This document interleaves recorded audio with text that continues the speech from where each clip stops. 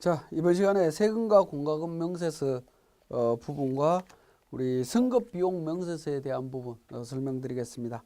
자, 세금과 공과금에 대한 기본적인 개념 정리를 한번 하면요. 제세 공과금은 원칙적으로 법인의 순자산을 감소시키기 때문에 당연히 송금에 해당이 됩니다. 그리고 공과금도 법령에 의한 의무적으로 납부하는 것, 또 법령상 의무 불이행, 금지 제한 뭐 이런 제재로 부과되는 게 아닌 경우에는 당연히 이제 송금으로 인정이 된다라고 보시면 되겠는데요.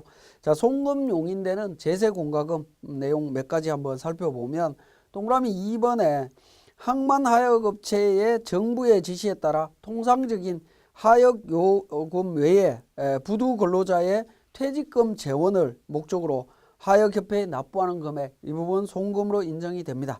그 다음에 수출부담금, 장애인 고용부담금, 기본 배출 부담금 뭐 이런 부분들 당연히 인정이 된다라고 보시면 되겠고요. 자, 송금 불산입되는 제세 공과금을 보면 법인세나 지방소득세, 당연히 가산세, 농특세 관련되는 부분들 전액 송금 불산입입니다. 자, 280페이지에 세금 계산서를 제출하지 아니함으로써 공제받지 못하는 부가가치세 매입세, 그 다음에 벌금, 과료, 과태료, 가산금, 체납처분비 인정 안 됩니다.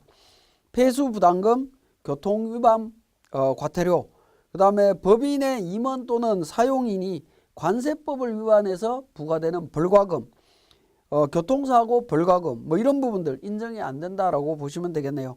그래서 또 외국에서 법률에 따라서 외국에 납부하는 벌금 이런 부분들도 인정이 안 되고 있습니다. 그래서 제세공과금으로 인정 안 되는 부분들 잘 챙겨 보시고요.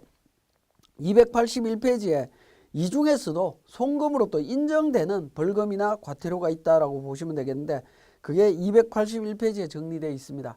사계약상의 의무 불이행으로 인해서 부과되는 지체상금, 그 다음에 철도회사의 사용료 미납액에 대해서 연체되는 연체이자, 전기요금 관련해서 뭐 연체료, 국유지 사용료 납부 지연에 대한 연체료 뭐 이런 부분들은 전액 다 인정이 된다라고 보시면 되겠습니다.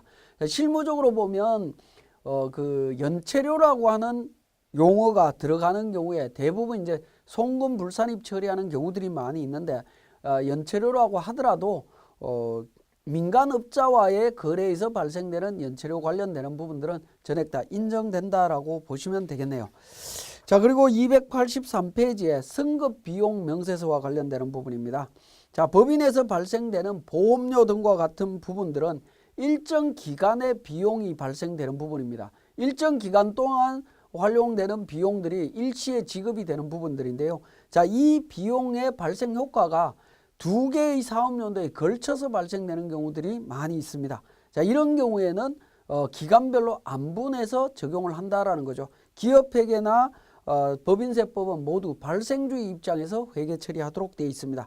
그래서 이 비용을 발생된과 동시에 비용을 자산 처리했거나 아니면 전액 비용 처리했거나에 따라서 세무조정 과정들이 조금 달라지는데요. 어쨌든 지급 금액의 총 일수, 사업연도 일수분의 승급 일수 또는 미경과 일수를 적용해서 계산된 금액을 송금 불산입하거나 또는 송금 산입하는 과정에 세무조정을 진행하게 됩니다. 자, 세금과 공과금 및 승급 비용과 관련되는 구체적인 사례를 우리 세무사랑 프로를 통해서 확인해 보겠습니다. 자, 281페이지에 세금과 공과금 또 잡손실 계정 내용이 있는데 이 부분을 세금과 공과금 명세서 작성하라라고 자료가 제시되어 있습니다. 자, 우리 과목별 세무조정의 세금과 공과금 명세서입니다.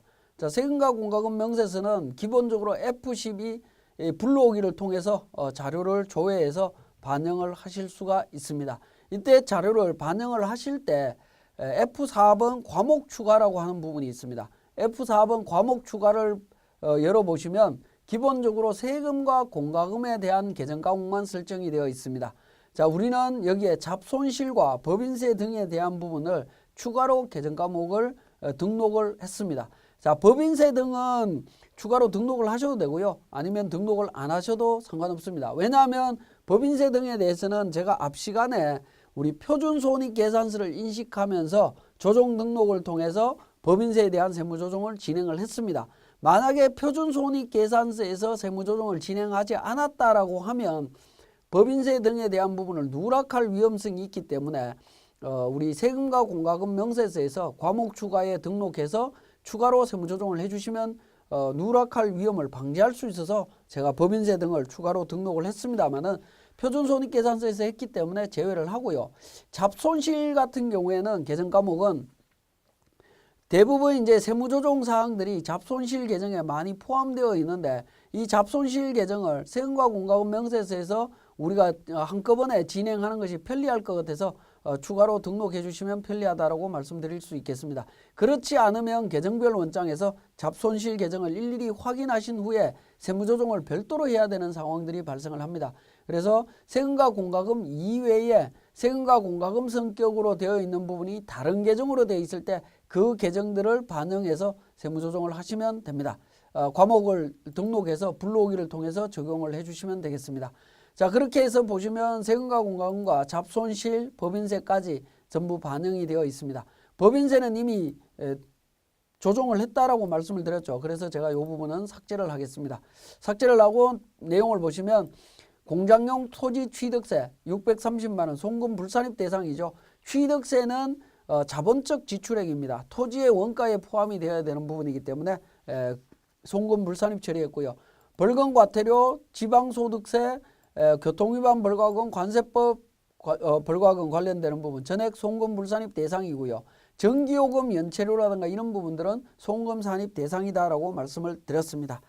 그래서 282페이지에 관련되는 부분을 세무조정해 주시면 되는데 F3번 조정 등록을 통해서 송금 불산입액 해서 이제 총액으로 세무조정 금액을 제시하고 있습니다만은 자, 이 부분에 대해서는 소득 처분 구분별로 정리를 해주시면 됩니다. 토지분 취득 등록세 관련되는 부분 630만 원은 유보 소득 처분이기 때문에 구분해서 정리를 해주시고 잡손실 계정 645만 원 또는 세금과 공과금 계정으로 645만 원 나머지 부분을 이렇게 구분해서 세무조정을 해주시면 되겠습니다.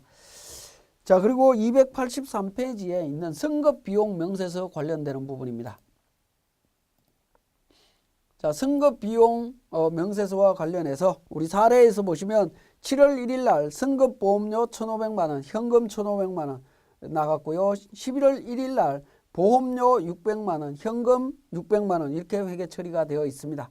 자, 선급보험료 일단 보험료가 지급이 될 때 자산 처리한 경우와 비용 처리한 경우로 이렇게 구분이 되어 있습니다. 앞에 것은 자동차 보험이고 뒤에는 이제 화재 보험으로 되어 있습니다.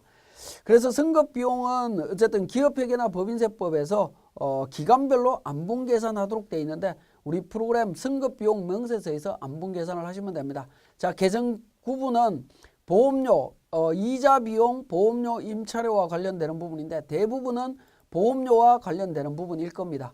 자, 보험료 관련되는 부분을 우리 F12번을 통해 갖고 불러오기를 통해서 반영을 하실 수가 있습니다. 회계 처리된 내용을 반영하실 수 있는데 불러오기를 통해서 반영하실 때 보면 계정 과목과 계정 구분 등록, 기간 계산 원칙, 금액 반영이라고 하는 메뉴를 설정하도록 되어 있습니다. 자, 그 내용이 284페이지의 내용이 나와 있습니다. 하단 부분에 보시면 F12 불러오기 기능을 통해서 회계 처리 내용을 자동으로 반영하는데 계정 과목欄에는 선급 비용 명세서에 작성 대상 지출 관련 계정 과목을 선택한다라는 겁니다. 예를 들어서 보험료 같은 보험료 선급 보험료와 관련되는 계정 과목 보험료나 선급 비용이라고 하는 두 가지 내용이 있겠죠. 그 부분을 선택 구분해서 등록을 해주시면 됩니다. 선급 보험료 계정이고요. 지급 금액은 지급액과 선급 비용이라고 하는 구분으로 정리를 해주시면 되는데 계정 과목이 자산인 경우에는 선급 비용으로 선택하시고요. 비용 계정 과목인 경우에는 지급액으로 선택해서 반영을 해주시면 됩니다. 반영을 해주시고 관련 대상 기간과 내용을 입력하시게 되면 조정 대상 금액을 확인하실 수가 있습니다. 이 조정 대상 금액을 F3번 조정 등록을 통해서 선급 비용 과대 계상이다라고 해서 이제 세무 조정을 해주시면 되죠. 선급 비용 과다 계상 부분 해서 이제 세무 조정 사항이 나오고 있습니다. 자, 세무 조정 사항은 순액으로 이렇게 보여주고 있습니다만은 자산별로 보험료 과대계상분과 뭡니까 선급비용 과소계상분 관련되는 부분 두 가지를 따로따로 세무조정을 했습니다. 자산별로 세무조정을 했다라고 보시면 되겠습니다.